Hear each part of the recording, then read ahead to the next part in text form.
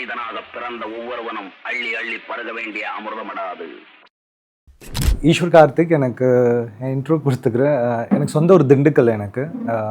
So அங்கேருந்து சினிமாவுக்கு இதுக்கு முன்னாடி இன்ஜினியரிங் முடிச்சுட்டு ஐடி முடிச்சுட்டு ஐபிஎம்மில் ஒர்க் பண்ணிவிட்டு அப்புறம் சிட்டி பேங்க் சம்மந்தமே இல்லாத வேலையெல்லாம் பார்த்துட்டு then I move to this industry 2013. So அங்கேருந்து அப்படியே வந்தோம். 2019 ஃபஸ்ட் ஃபிலிமு இது Zebra was the second film. அந்த இதில் வந்து பண்ணோம் நாங்கள். ஸோ அதை முடிச்சுட்டு இப்போ again Telugu and Tamil I am doing 2 films now. So இப்போ இதுக்கு நடுவில் அன்னைக்கு லக்கிலி நான் அருண் சாரை பார்த்துறேன். ஏன்னா எனக்கு வந்து என்னோட சர்க்கிள் எல்லாருமே கொட்டுக்காளி பிஎஸ் வினோத்தா இருக்கட்டும், நிறைய பேர் ஃப்ரெண்ட்ஸ் எல்லாருமே நாங்கள்லாம் பியூர் சினிமா கிட்ட இருந்து தான் டாப்பிக்கே ஸ்டார்ட் பண்ணுவோம் ரூமில் உட்காந்துருக்கும் போது வடபழனியில். So very close. அப்போது பியூர் சினிமான்றது வந்து அடிக்கடி காதில் விழுகும் அந்த மாதிரி இருக்கும். ஆனால் நான் பெருசாக வந்து விசிட் பண்ணதில்லை. நான் என்ன நினச்சிட்டேன் முன்னாடி, it was very wrong for me. ஏன்னா நான் ரொம்ப ஆக்ஷன் கமர்ஷியல் லவராக இருந்துட்டு ஸோ இவங்க ஆர்ட் ஃபிலிம் தான் பேசுவாங்க போல இருக்குன்னு சொல்லிட்டு நான் ஸ்டார்டிங்கில் வரவே இல்லை. அதுக்கப்புறம் தான் அவங்க நடத்துகிற மீட்டிங்ஸு அதெல்லாம் எனக்கு வெளியில் வந்து ஃப்ரெண்ட்ஸு போய் அட்டன் பண்ணிட்டு பேசும்போது தான் அவங்க வேறு மாதிரியே சினிமாவை வந்து ப்ராப்பரான சினிமா தான் பார்க்குறாங்க. கமர்ஷியல்னா அதுக்காக நான் ரொம்ப இதாக சொல்ல. இப்போ தீரன் அதிகாரம் ஒன்றுமே ஒரு நல்ல கமர்ஷியல் தான். ஸோ அந்த மாதிரியான ஒரு இது தான் பேசுகிறாங்கன்னு தான் எனக்கு ஒரு நெருக்கம் வந்தது பியூர் சினிமாவில். ஸோ அப்புறமேல் ஃப்ரெண்ட்ஸ் எல்லாம் சொல்லும் போது தென் அதுக்கப்புறம் டைம் நான் அங்கே போயிட்டேன், ஷிஃப்ட் ஆகிட்டேன் ஹைதராபாடு. அதுக்கப்புறம் வந்தோடனே லக்கிலி அருண் சாரை மீட் பண்ண முடிஞ்சுது. So that is how we are meeting now. So இதில் வந்து இது ஜஸ்ட் ஒரு என்னோட நாலேஜ் ஷேரிங் தான். இது வந்து பெரிய இதெல்லாம் கிடையாது. பிகாஸ் எனக்கு முன்னாடி வாய்ப்பு கிடைச்சிருச்சு, நான் படம் பண்ணிட்டேன், அவ்வளோதான். உங்களுக்கு அடுத்தது கிடைக்கும் அந்த ஸ்டேஜில் தான் நான் என்ன பேசுகிறேன். ஸோ இதில் எனக்கு தெரிஞ்ச ஐடியாஸு இல்லை நான் எப்படி வந்து நான் ஸ்க்ரீன் பிளே எப்படி ஃபார்ம் பண்ணுவேன் அந்த மாதிரி இதை நான் வேணால் சொல்கிறேன். ஸோ எனக்கு மேஜராக நான் உங்ககிட்ட பேசணும்னு நினச்சது வந்து ஒரு ஸ்கிரிப்ட் ஸ்ட்ரக்சரு, ஒரு சீன் பிரேக் டவுன் அந்த மாதிரி பார்ப்போம் நம்ம.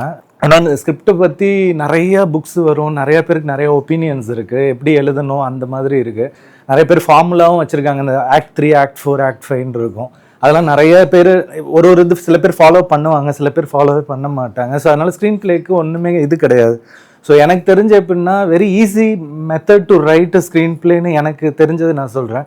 ஏன்னா ஆக்டை வந்து நம்ம எப்போவுமே ஃபாலோ பண்ண முடியாது. அப்படி பார்த்தா ஜீப்ரா வந்து 4 act structure, very rare to accommodate characters 4 act ஸ்ட்ரக்சரில். ஸோ அதே ஃபஸ்ட் ஹாஃபில் 2 ஆக்ட் போயிடும், செகண்ட் ஹாஃபில் 2 ஆக்ட் வந்துடும். ஸோ அந்த மாதிரி இருந்தது. ஸோ எனக்கு வந்து இந்த ஸ்க்ரீன் பிளே பொறுத்த வரைக்கும் உங்களுக்கு ஒரு ஐடியா கிடைக்குதுன்னா அதுக்கப்புறம் ஒரு ஆக்டாக நீங்கள் பிரிப்பீங்க. வாட் எவர் உங்களோட இதில் நான் ரெகுலர் ஃபார்மேட்லேயே சொல்கிறேன், ஆக்டாக பிரிப்போம். அதுக்கப்புறம் கொஞ்சம் சீக்வன்ஸாக பிரிப்போம். அந்த சீக்வன்ஸ்லேருந்து சீன் வரும். ஒரு பஞ்சாக ஒரு சீக்வன்ஸ்ன்றது ஒரு 4-5 சீன் சேர்ந்து அதுலேருந்து ஒரு சீனை எடுத்து அதில் ஒர்க் பண்ணுவோம். அதுக்குள்ளே ஒரு பீட் இருக்கும், அந்த சீனுக்குள்ளே என்னென்ன பண்ணலான்னு இதுதான் ஸ்ட்ரக்சராக இருக்கும்.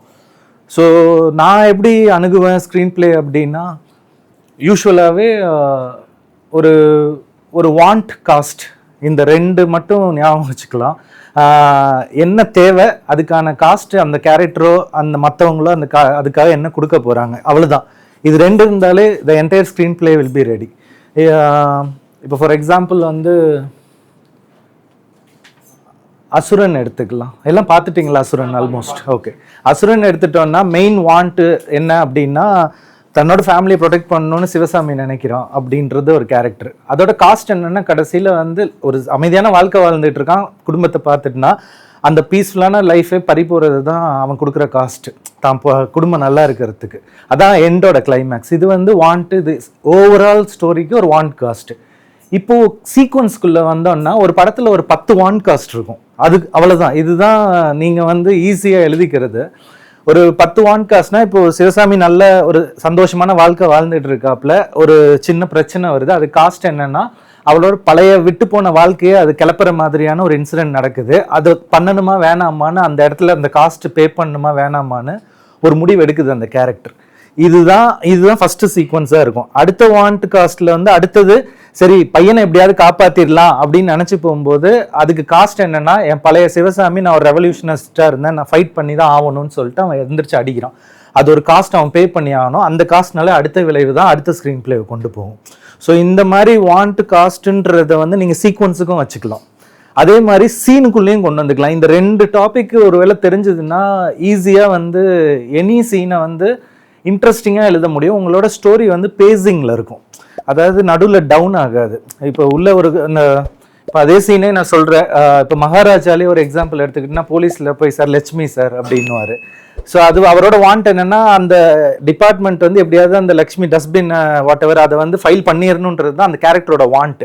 அதுக்கு அவர் கொடுக்குற காஸ்ட் என்ன அப்படின்னா எல்லாரும் போட்டு அடிப்பாங்க, அது சஃபரை ஏற்றுக்குவார். அந்த காஸ்ட் இருக்கு, இந்த ஸ்ட்ரக்சர் ஒன்று இருக்குல்ல, இந்த காஸ்ட் இருக்கு. அந்த கடைசியில் அவர் எப்படி அக்செப்ட் பண்ணிக்குவாங்கன்னா போலீஸ் வந்து கேஸ் எடுத்துக்கும். அவர் அங்கே ஒரு சாய்ஸ் எடுக்கிறாரு, என்னன்னா அவர் மேலே கேர் பண்ணி எடுத்துக்கல, அவர்கிட்ட வந்து பணத்தை எக்ஸ்டார்ட் பண்ணுறதுக்காக எடுத்துக்கும். எனக்கு ஒரு 6 லட்சம் கொடு 7 லட்சம் கொடுன்னு, அதுக்கும் ஒத்துக்குவார். ஒரு குப்பை தொட்டிக்கு 6 லட்ச ரூபா பே பண்ண ரெடியாக இருப்பார். ஏன்னா அல்டிமேட் கோல் பொண்ணை சேவ் பண்ணணும் அந்த பொண்ணுக்காகன்னு. ஸோ இந்த வாண்ட் காஸ்ட்னு பார்த்தீங்கன்னா எனி நல்ல ஃபிலிமில் இது இன்டைரக்டாக வந்து உள்ள இன்கார்பரேட் ஆகிருக்கு. இது வந்து நம்ம பெருசாக ஸ்ட்ரக்சருக்குள்ளே போய் இப்படி ஒன்று ஒரு பிக் இன்சிடென்ட் நடக்கணும், இன்சைட்டிங் இன்சிடென்ட்லாம் நிறையா வேர்டு சொல்லுவாங்க ஸ்க்ரீன் பிளேயில். அந்த மாதிரி வந்து ஒரு வேளை நம்ம வைக்கணுன்றது சும்மா பீட் ஷீட் நம்ம செக் பண்ணிக்கலாம். நம்ம கதையில் ஓகே நம்ம ஒரு டைம் லைன் ஃபிக்ஸ் பண்ணுறோம், ஒரு 2 மணி நேரம் 2.5 மணி நேரம் படம் எடுக்கிறோம், நம்ம பாட்டுக்கு எழுதிக்கிட்டே இருக்கும் போது ஒரு 4 மணி நேரம் வந்துடாதா அப்படின்னா உங்களுக்கு அப்போ ஆக்ட் வந்து ஹெல்ப் பண்ணலாம். ஒரு 1/4 மணி நேரத்தில் வந்துருச்சா நம்ம நினைக்கிற இன்சிடென்ட்டு, 1/2 மணி நேரத்தில் வந்து அந்த கேரக்டருக்கான கோல் வந்து ஆடியன்ஸுக்கு கிளியராக சொல்லிட்டோமா, இதுக்கு மேலே அவங்க கதையை கிளியராக பார்ப்பாங்களா அடுத்த 2 மணி நேரம், இதெல்லாம் தான் உங்களுக்கு ஆக்ட் வந்து ஹெல்ப் பண்ணும். அதை தவிர நீங்கள் சிம்பிளாக எழுதணும் அப்படின்னா இந்த வாண்ட் காஸ்ட்ன்ற இந்த கான்செப்டை ப்ராப்பராக நீங்கள் கொண்டு வந்தீங்கன்னா, ஏன்னா ஒரு வாண்ட் காஸ்ட்ன்றதுக்கு எப்படி நான் எது சொல்கிறேன்னா சிம்பிளாக ஒரு சீனே எடுத்துக்கலாம். நான் சீனை வச்சே சொல்கிறேன்.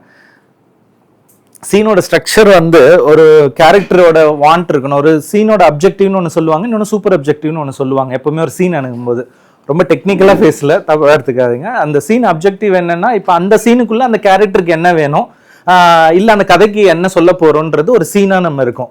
சூப்பர் அப்ஜெக்டிவ்ன்றது இந்த சீன் வைக்கிறதுனால இந்த மெயின் கதைக்கு என்ன ஹெல்ப் பண்ண போகுது அப்படின்னு. ஃபார் எக்ஸாம்பிள் மகாராஜா தான் சீன் அப்ஜெக்டிவ், அவர் கேஸ் கொடுக்க போகிறாரு. அந்த கேஸ் கொடுக்கறதுனால அவங்க எடுத்துக்கிறாங்களா இல்லையான்றது அவரோட கேரக்டர், அவர் கம்ப்ளைண்ட் கொடுக்க போறாரு. சூப்பர் அப்ஜெக்டிவ் என்னன்னா நான் இந்த ஃபைல் பண்ணி போலீஸை ஆக்குப்பையா வச்சுக்கிட்டாதான் என் பொண்ணுக்கு என்ன நடந்ததுன்னு கண்டுபிடிக்க முடியும்னு. ஸோ ஸ்டோரியோட அது இன்கார்பரேட் ஆயிருக்கனால இந்த சீனை தனியாக எடுக்க முடியாது. ஸோ அதான் சீன் அப்ஜெக்டிவ் சூப்பர் அப்ஜெக்ட்னு ஒரு சீன் எழுதுறதுக்கு முன்னாடி நம்ம வந்து எழுதிக்குவோம். யூஸ்வலாக இதான் சீன் நம்ம எழுத போகிறோம், இந்த கேரக்டர் வந்து இது தேவைப்படுது, அடுத்த ஸ்டோரி எப்படி நகர்த்த போகுது இந்த சீனு. ஸோ இதோட சூப்பர் அப்ஜெக்டிவ்னா கதைக்கு இது தேவையா சம்மந்தப்பட்டிருக்கா அப்படின்னா அதை வச்சு ஒன்று எழுதுறோம். இதுதான் ஃபர்ஸ்ட்டாக ஒரு சீன் எழுதி முடிச்சுட்டு தென் வாண்ட் காஸ்ட்ன்ற கான்செப்டை இதுக்குள்ளே வைக்கணும். நான் சொல்கிறது கதைக்கு வைக்கலாம், சீனுக்குள்ளேயும் வைக்க முடியும். ஸோ அந்த வாண்ட் என்ன, இந்த மகாராஜா சீனே சொல்கிற மறுபடியும் அந்த கேரக்டருக்கு ஒரு வாண்ட்டுன்னு ஒன்று இருக்குது, போலீஸ் கம்ப்ளைண்ட் கொடுக்கணும். காஸ்ட் என்ன, போட்டு அடிக்கிறாங்க, அவரை நம்ப மாட்டேங்கிறாங்க, கிரேசியாக ட்ரீட் பண்ணுறாங்க, அசிங்கப்படுத்துகிறாங்க, அதுதான் அது சஃபர் ஆகுது அந்த கேரக்டரு. ஆனாலும் அதுக்கான ரியாக்ஷன் ஒன்று கொடுக்கணும், அந்த காஸ்ட்டுக்கான ரியாக்ஷன். அந்த கேரக்டர் பொறுமையாக அந்த கேஸ் எடுக்கிறதுக்கு வெயிட் பண்ணுது. அதுக்கப்புறம் அந்த சீனோட எண்டில் ஒரு சாய்ஸஸ் அந்த கேரக்டர் எடுக்கிற மாதிரி வரணும், A or B, yes or no, எது வேணாலும் எடுக்கலாம்.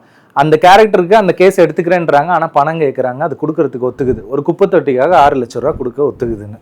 ஸோ இதுதான் த என்டையர். இந்த கான்செப்ட் புரிஞ்சுக்கிட்டாலே நம்ம மோஸ்ட்லி ஒரு சீனை கன்ஸ்ட்ரக்ட் பண்ணிட முடியும், ஒரு பெரிய சீக்வன்ஸை கன்ஸ்ட்ரக்ட் பண்ணிடலாம், ஒரு படத்தையே கன்ஸ்ட்ரக்ட் பண்ணிட முடியும். ஒரு 10 வான் காஸ்ட் இருந்ததுன்னா உங்கள் படம் ரெடி, உங்கள் கதை ரெடி. ஆக்சுவலி இது ஒரு ஸ்டார்டிங்லேருந்து ஒரு சீக்வன்ஸாக வச்சுக்கலாம். இந்த மாதிரி அந்த அசுரன்லேயே பார்த்தீங்கன்னா ஒரு 10 வாண்ட் காஸ்ட் தான் இருக்கும். கிளாடியேட்டரில் பார்த்தீங்கன்னா 8 தான் இருக்கும். மொத்த படத்துக்கே 8 வாண்ட் காஸ்ட் இருக்கும். ஒரு ஜென்ரல் கிளாடியேட்டர் பார்த்துட்டிங்களா ஆல்மோஸ்ட்? ஓகே, அதில் ஓகே, அது ஒரு வார் ஜென்ரலாக இருக்கிறவர் வீட்டுக்கு போகிறேன், இதோட இதான் கடைசி போகிறேன்னு சொல்லி அரேலியஸ் கிட்ட சொல்லும்போது அவர் வந்து நீ இந்த நாட்டுக்கு மன்னன் ஆயிடு அப்படின்றாரு. இல்லை எனக்கு இது தேவையில்லை, நான் வந்து ஒரு கான்ஃபீல்டு வச்சுருக்கேன், நான் அங்கே போய் பார்த்துக்கிறேன் அப்படின்றது. அது ஒரு ஆசைப்படுற இதுதான் அந்த வாண்ட் அந்த கேரக்டருக்கு. அது காஸ்ட் என்ன அப்படின்னா அது வீட்டுக்கு போகணும்னு நினைக்குது, ஆனால் போக முடியாது, ஏன்னா அன்னைக்கு நைட்டு மன்னரை கொண்டுட்டாங்க, அதனால இவர் அரெஸ்ட் பண்ணுறாங்க. ஸோ அந்த காஸ்ட்டுக்கு அவர் பே பண்ணு. ஸோ இந்த மாதிரி ஒரு வாண்ட் காஸ்ட்னு எல்லா கதைக்குள்ளேயுமே இன்டைரக்டாக இருக்கும், இன்க்ளூடிங் நாயகன்லேருந்தே நான் சொல்கிறேன். ஸோ எனி மூவியில் இந்த வாண்ட் காஸ்ட் நீங்கள் வந்து அப்ளை பண்ணிங்கன்னா it will be very easy for writing. இது பெரிய ஸ்ட்ரக்சராக பண்ணி யார் வேணாலும் கதை எழுதிடலாம். ஸோ ஒரு கேரக்டருக்கு என்ன தேவை, அதுக்கு வந்து அந்த அந்த கோல் அடையிறதுக்கு அந்த கேரக்டர் என்ன பே பண்ண வேண்டியது இருக்கு, என்ன காஸ்ட் கொடுக்கணும், அதனால அந்த ரியாக்ஷன் சஃபர் ஆகுதா இல்லை ஓகேவான்னு சொல்லிட்டு அடுத்தது அந்த கேரக்டர் அதனால ஒரு சாய்ஸ் எடுக்கிறது, அடுத்த சீக்வன்ஸ்க்கோ சீனுக்கோ கொண்டு போயிடணும். சரி, என்னால் இப்போ தாண்ட முடியல, நான் இப்படி தான் போகிறேன் லெஃப்ட் சைடு, நான் வந்து தப்பு பண்ணுறதுக்கு முடிவு எடுத்துட்டேன், சிங்கப்பாதையோ பூப்பாதையோ நான் இப்படி போகிறேன் அப்படின்னா அதான் சாய்ஸஸ், அந்த கேரக்டரோட சாய்ஸஸ். இனிமேல் நான் சிங்கப்பாதைன்னா அதுக்கப்புறம் அடுத்த சீக்வன்ஸை அடுத்த சீனை அது வந்து ஈஸியாக ஹெல்ப் பண்ணும் நமக்கு எழுதுறதுக்கு. ஸோ இங்கே ரைட்டர்ஸ் பிளாக் நிறையா வராது ஆக்சுவலாக இந்த ஸ்ட்ரக்சரில். இதுதான் மேஜராக இந்த டாபிக் பற்றி தான் பேசணும்னு இன்னைக்கு வந்தது மேஜராக. ஸோ இதில் இப்போ நாங்கள் ரைட்டிங்கில் யூஸ்வலாக அதான் ஏற்கனவே சொன்ன மாதிரி ஜீப்ரா எத்தனை பேர் பார்த்துருக்கீங்க? இஃப் டோன்ட் மைண்ட் நான் ஏதாவது இது பண்ணேன். ஓகே, 2 பேர் பார்க்கலாம். கொஞ்சம் நல்ல படம் தான் அது. ஆனால் இது தமிழில் கொஞ்சம் இப்போ அவைலபிளாக ஹாட்ஸ்டாரில் இருக்குதுன்னு நினைக்கிறேன் எனக்கு தெரிஞ்சு. ஸோ என்னென்னா யூஸ்வலாகவே Zebra is very tough writing தான். நீங்கள் படம் பார்த்தீங்கன்னா தெரியும். ஏன்னா எல்லா கேரக்டருமே கிட்டத்தட்ட 11 கேரக்டர் வந்து கிளப் ஆகி போகிறது. ஏன்னா ஒரு ஸ்க்ரீன் பிளே எழுதுறோன்னா உங்கள் ஸ்க்ரீன் பிளே இப்போ ஒரு ப்ரொடியூசராக இப்போ என்கிட்ட வருது அப்படின்னா நான் வந்து என்ன பார்ப்பேன் அதில் அப்படின்னா டென்சிட்டி இருக்கா அப்படின்னு பார்ப்பேன். சும்மா மேலோட்டமாக எழுதியிருக்காங்களா அப்படின்னு, ஏன்னா அந்த ஃபீல் பண்ண முடியுதா, இல்லை அதை வந்து என்னால் அது உண்மையிலேயே அந்த எமோஷனை கேரக்டர் வந்து அழுக வேணாம் ஆனால் என்னால் அதை ஃபீல் பண்ண முடியுதா, அதெல்லாம் இல்லை சிரிப்பு உண்மையிலே வருதா, இல்லை 2வது தடவையும் அந்த சீனை வந்து கிராஸ் பண்ணால் மறுபடியும் எனக்கு சிரிப்பு வருதா, இதெல்லாம் தான் நான் வந்து ஒரு ப்ரொடியூசராக பார்க்க வேண்டியது இருக்குல்ல. ஸோ அப்போ ஒரு ப்ரொடியூசராக பார்க்கும்போது ஒரு டென்சிட்டி அந்த கதையில் இல்லை அப்படின்னா அவங்க மோஸ்ட்லி அந்த கதையை ரிஜெக்ட் பண்ணிடுவாங்க, ஏன்னா அது மேலோட்டமாக இருக்கும். ஸோ அப்போ அதுக்குள்ளே அடர்த்தி கொண்டு வரணும்னா இந்த வாண்ட் காஸ்ட்ன்ற கான்செப்டை வச்சு கேரக்டருக்கும் வைக்கலாம், சீனுக்கும் வைக்கலாம். இது ஒரு யூனிவர்சல் ஃபார்முலா மாதிரி கூட இது நான் ஃபாலோ பண்ணுறது. இது யூஸ்வலாக இது நான் வந்து அப்ளை பண்ணிக்கிறது. எனக்கு ஈஸியாக டக்குன்னு போயிடும். ஏன்னா இந்த கதையோட ஓட்டத்தை இந்த பேசிங்கை வந்து அது டிசைட் பண்ணிடும். ஒரு வாண்ட் இருக்குது, அதுக்காக நான் ஒரு காஸ்ட் பே பண்ணுறேன், பரவாயில்ல பே பண்ணுறேன்னு சொல்லி ஒரு சாய்ஸ் எடுத்து அடுத்த சீனுக்கு மூவ் ஆகுது. அதுக்கு ஒரு வாண்ட் காஸ்ட்னா இந்த படம் வந்து இப்படி ஆகாது, இப்படியே போயிட்டே தான் இருக்கும். ஸோ இது வந்து பேசிங்கை செட் பண்ணுறதுக்கு இந்த கான்செப்ட் வந்து பயங்கரமாக ஹெல்ப் பண்ணுது எனக்கு பர்சனலாக அந்த இது. ஸோ நீங்கள் ட்ரை பண்ணிங்கன்னா மேபி ஒரு ஷார்ட் ஃபிலிம் ஸ்கிரிப்டோ இல்லை ஒரு சீன் எழுதுனீங்களா கூட உங்களுக்கு ஒரு ஐடியா கிடச்சிடும் அந்த இதில் எப்படின்னு. ஸோ இதில் தென் ஒரு ஸ்கிரிப்டாக நான் ஸ்கிரிப்டை பற்றி பேசுவேன் இல்லை சீனை பற்றி பேசணுமா, உங்களுக்கு எது யூஸ்ஃபுல்னு சொல்கிறீங்கன்னா? ஸ்கிரிப்ட் ஓவரால் ஒரு ஸ்கிரிப்டில் வந்து இப்போ நம்ம வந்து ஒரு கேரக்டர்ஸ் சில டைம் டிசைன் பண்ணிவிட்டு நம்ம எழுதுவோம், இல்லைனா ஒரு இன்சிடென்ட் மட்டும் டப்புன்னு கிடைக்கும், இல்லை யாராவது ஒருத்தவங்க சொல்லியிருப்பாங்க இந்த இன்சிடெண்ட்டை வச்சு எழுதலான்னு, திடீர்னு இன்டர்வல் சீன் பாயிண்ட் கிடைக்கும், அங்கேருந்து முன்னாடி பின்னாடி எழுதுவோம். இது எல்லாருக்குமே எழுதுறது. ஸோ ஒரு ஐடியா கிடைச்சதுக்கப்புறம் எனக்கு தெரிஞ்சது எப்படின்னா, ஒரு ஐடியா கிடைச்சதுக்கப்புறம் first we should convince that இது வந்து உங்களுக்கு விஷுவல் ஐடியாவாக இருக்கா இல்லைனா ஜஸ்ட் ஐடியாவாக இருக்கான்றது தான். உங்களுக்கு விஷுவல் ஃபார்மேட் அதுக்கு வந்துருச்சு, நீங்கள் அந்த படத்தை அந்த ஒரு ஐடியாலே பார்க்குறீங்க அந்த சீனை மட்டுமே அப்படின்னா கூட we can go ahead for writing the idea, அவ்வளோதான். இல்லை அது வெறும் இன்ஃபர்மேஷனாக தான் இருக்குது. எனக்கு இப்போ ஃபார் எக்ஸாம்பிள் ஏதோ பேப்பரில் படிக்கிறோம், ரயிலில் வந்து ஒரு வாலிபரை அடிப்பட்டு தற்கொலைன்னு, ஆனால் அது வந்து பீஸாக பாடி போட்டதில் ஒரு பீஸை நாய் தூக்கிட்டு போயிடுச்சு, அதனால் கண்டே பிடிக்க முடியல தலையா அப்படின்ற மாதிரி ஒன்று வச்சுக்கலாம். இது விஷுவல் வருது இதில். ஸோ வெறும் வாலிபர் அடிப்பட்டு தற்கொலைன்னா okay, one of the kind okay, அந்த விஷுவல் இருக்கும்ல. நான் அந்த மாதிரி ஒரு டீட்டெயிலிங்காக சொல்கிறேன். அப்படி ஒரு விஷுவல் ஃபார்ம் ஆச்சுன்னா it is worth for writing. உங்களுக்கு அது கன்வின்சிங்காக இருந்ததுன்னா தென் அது வந்து அந்த கதையை எழுத ஆரம்பிக்கும் போது யூஸ்வலாக நான் என்னோட ஃபார்மேட் எப்படின்னா, நான் என் ஃபார்மேட் தான் பேசுகிறேன், ஏன்னா பிகாஸ் ஐ எம் ஹியர். அதனால ஒருத்தவங்களுக்கு ஒன்று இருக்கும். மேபி இது வந்து நான் சொல்கிறது மேபி நாளைக்கு ரைட் பண்ணும்போது நீங்கள் ஒரு ஃபார்முலா இல்லை ஒரு ஃபார்மேட்டுக்கு போகும்போது நான் சொன்னது அங்கே மேபி உங்களுக்கு அப்படி சொன்னாங்கல்லன்ற மாதிரி தான், அவ்வளோதான். இது வந்து no strict rule that we have to ஃபாலோன்னு யார் சொல்கிறதோ, எனக்கு அப்புறம் வரவங்களும் சரி முன்னாடி சொன்னவங்களும் சரி அது எதுவுமே ஃபாலோ பண்ணணும்னு கட்டாயம் எல்லாம் எதுவும் இல்லை. ஸோ இதில் என்ன நான் எப்படி இது பண்ணுவேன்னா, ஒரு ஐடியா எடுத்துருவேன். ஒரு ஐடியா எனக்கு யூஸ்வலாக என்னோட இதில் எப்போவுமே இன்டர்வல் ஐடியா தான் கிடைக்கும் எனக்கு. நான் அந்த இன்டர்வல் ஐடியாவை வச்சுட்டு அதுக்கப்புறம் முன்ன பின்ன நகர்த்தும் போது ஒரு கேரக்டருக்கு இந்த வாண்ட் காஸ்ட்ன்ற கான்செப்டில் அந்த கேரக்டரோட மொத்த வாண்ட் என்னவா இருக்கும் அந்த பாயிண்ட்டுக்கு வரத்துக்குன்னு சொல்லிட்டு அந்த வாண்ட்டை நான் எழுதிடுவேன். பல வாண்ட்ஸ் எழுதுவேன் நான். இந்த கேரக்டருக்கு என்ன தேவைப்படலாம் அப்படின்னு ஒரு 10 பாயிண்ட் கூட எனக்கு வரும். இதுக்கு என்னென்ன இந்த வாண்ட் என்னை வந்து ஹூக் பண்ணாது, அந்த காஸ்ட்னு அடுத்த பாயிண்ட் நான் எழுதுவேன். இதுக்காக அந்த கேரக்டர் வந்து என்ன பே பண்ணணும் இந்த வாண்ட்டுக்காக அப்படின்னும் போது தான் கூட இருக்கவங்களே இழக்கணுமா, இல்லை தன்னையே இழக்கணுமா, இல்லைன்னா இது ஒரு கொலை பண்ண வைக்குதா, இல்லை இந்த உலகத்தையே சேவ் பண்ண வைக்குதா, இந்த ஊருக்கு ஒரு ஹீரோ ஆக்குதா, இந்த காஸ்ட் தான் என்னோட கதையை நான் டிசைட் பண்ணுறதுக்கு எனக்கு ஹெல்ப் பண்ணும். அது என்ன மாதிரியான ஒரு பெரிய காஸ்ட் அந்த கேரக்டர் கொடுக்க போகுதுன்னு. ஸோ மோஸ்ட்லி நான் கேரக்டர் வச்சு தான் அடுத்த ஐடியாலேருந்து கேரக்டருக்கு போய் கேரக்டரோட வாண்ட் காஸ்ட்டை ஃபிக்ஸ் பண்ணதுக்கப்புறம் I will start writing on it அந்த மாதிரி. ஸோ அந்த இதில் எழுதும்போது எனக்கு யூஸ்வலாக ஒரு 10 வாண்ட் காஸ்ட் எழுதிடுவேன். இங்கே ஒரு வாண்ட் இருக்குது, இதுக்கான இப்படி போய்க்கலாம், இதுக்கு ஒரு தேவைன்னு. ஃபார் எக்ஸாம்பிள் அதான் அசுரன் சொன்ன மாதிரி தான், ஏன்னா எல்லாரும் பார்த்துட்டீங்கன்றதுனால. ஸோ அசுரனில் அதுதான் ஃபஸ்ட்டு பீஸ்ஃபுல்லாக இருக்கான். அடுத்தது நான் வந்து குடும்பத்தை பார்த்துக்கணும் போது பையன் ஒரு தப்பு பண்ணிட்டான், அதனால ஊர் தேடுது, அவனை காப்பாற்றணுன்றது காஸ்ட் வந்து. அப்போ என்ன பழைய சிவசாமியாக வராமல் அடைச்சிக்கிட்டு நான் வாழ வேண்டியது இருக்குது, எல்லாரு காலையும் உழுக கூட நான் தயார் அப்படின்னா அந்த சாய்ஸ் அதை எடுக்குதுன்றது. இது ஒரு வாண்ட் காஸ்ட், ஒரு சீக்வன்ஸ். இந்த சீக்வன்ஸ்க்குள்ளே ஒரு 4 சீன் வந்துடும், இன்னொரு சீக்வன்ஸ் வரும், அதுக்குள்ள ஒரு 4-5 சீன் வந்துடும். இந்த மாதிரி ஃபர்ஸ்ட் ஹாஃப்ல ஒரு 4 வாண்ட் காஸ்ட்டுக்குள்ள, அதுக்கப்புறம் ஒன்னொன்று ஈச் ஒரு 5 சீன்ஸ் கேரி பண்ணுது, சில டைம் 7 சீன்ஸ் கேரி பண்ணலாம், இல்லை ஒரே சீனை 20 நிமிஷத்தை எடுத்துக்கும். அது நமக்கு தெரியாது, ஏன்னா அது எப்படி போகுது அப்படின்றத பொறுத்து. ஸோ அதுக்கு டோட்டலாக உங்களுக்கு ஒரு 20 சீன்ஸ் வந்து இல்லை 25 சீன்ஸ் ஃபர்ஸ்ட் ஹாஃப்க்கு இந்த வாண்ட் காஸ்ட் 4 வாண்ட் காஸ்ட்டில் அதுக்குள்ளே ரெடி ஆகிடும். ஸோ இப்படி தான் நான் அதை பில்ட் பண்ணிவிட்டு then I will just find the climax. அதுக்கப்புறம் ஏன்னா சம்டைம்ஸ் அது வந்து நிறையா ஸ்டைல் இருக்குது ரைட்டிங். ஏன்னா எழுதும்போது கதையே ஒரு கிளைமேக்ஸ் கொடுக்கும்னு ஒன்று சொல்லுவாங்க. அது சில டைம் என்ன பண்ணிடும், போய் நம்ம நிற்கும் போது கடைசியில் ஐயோ இது இந்த கதைக்கு இப்படி ஒரு கிளைமேக்ஸ் வருதுன்னா ஃபர்ஸ்ட் ஹாஃப்ல இருக்க ஃபர்ஸ்ட் ஆக்ட் மொத்தமாகவே அந்த பேசிக் செட்டப்பே மாற்ற வேண்டிய மாதிரி ஆகிடும் அப்படின்னு. அந்த இடத்துல as a ரைட்டராக நீங்கள் தான் முடிவு எடுக்கணும். என்னால் என் மைண்ட் ரெடியாக அதுக்கு போய் மறுபடியும் ஒர்க் பண்ணிட்டு மறுபடியும் இங்கே வரத்துக்கு அப்படின்னு. அதனால முன்னாடியே கிளைமேக்ஸை நம்ம எடுத்து யோசிச்சு ஒரு ஐடியா வச்சுருந்தோம்னா இன்னும் உங்களுக்கு ஈஸி, கதையை எப்படி நீங்கள் கொண்டு போய் வைக்கலான்னு. ஸோ ஒரு ஐடியா கிடைச்சதுக்கப்புறம் அதை நீங்கள் ஜஸ்ட் கொஞ்சம் டெவலப் கேரக்டர் மட்டும் வான் காஸ்ட் எழுதிட்டு இந்த கடைசி முடிவு இந்த கேரக்டர் என்ன எடுக்க போகுதுன்னு, ஸ்டோரி என்ன வேணாலும் எடுத்துக்கிட்டோம், அந்த கேரக்டர் என்ன முடிவு எடுக்க போகுதுன்னு ஓரளவுக்கு உங்களுக்கு ஐடியா தெரிஞ்சதுன்னா then we can start writing that script. So அப்படி தான் நான் வந்து யூஸ்வலாக குயிக்காக எழுதுறதுக்கான ஒரு ரீசன் அப்போ வந்து அதான் இருந்தது. ஏன்னா எனக்கு ஆனால் ஜீப்ரா எழுதுறதுக்கு எனக்கு ஐ டுக் 6 months டைம். அதுக்கு முன்னாடி வந்து இன்னொரு கதை எழுதுறதுக்கு எனக்கு வந்து ஒரு 25 days தான் தேவைப்பட்டுச்சு. ஏன்னா 6 monthsன்றது ரிசர்ச்சுக்கு தேவைப்பட்டுச்சு. Zebras banking related script.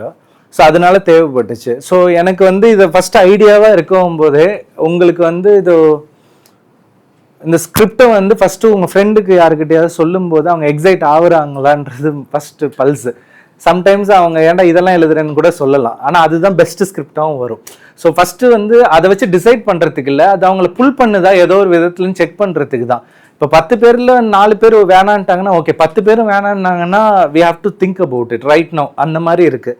So இப்போ நான் வந்து ஜீப்ரா வந்து ஒன்ஸ் ஃபார்ம் பண்ணதுக்கப்புறம் என் ஃப்ரெண்டுக்கிட்ட சொல்லணும், இல்லைன்னா ப்ரொடக்ஷனில் வந்து இவ்வளோ பெரிய கதையை நான் சொல்லணும் அப்படின்னா ஒரு சின்ன ஒரு கதையாக மாற்றி தான் அவங்கக்கிட்ட சொல்ல வேண்டியது இருக்குது. இப்போ நான் அந்த ஜீப்ரா கதையை ஷார்ட்டாக நான் எப்படி சொல்கிறேன் அப்படின்னு வேணா நான் இது வந்து மெட்டஃபாரிக்கலாக சொல்கிறது தான்.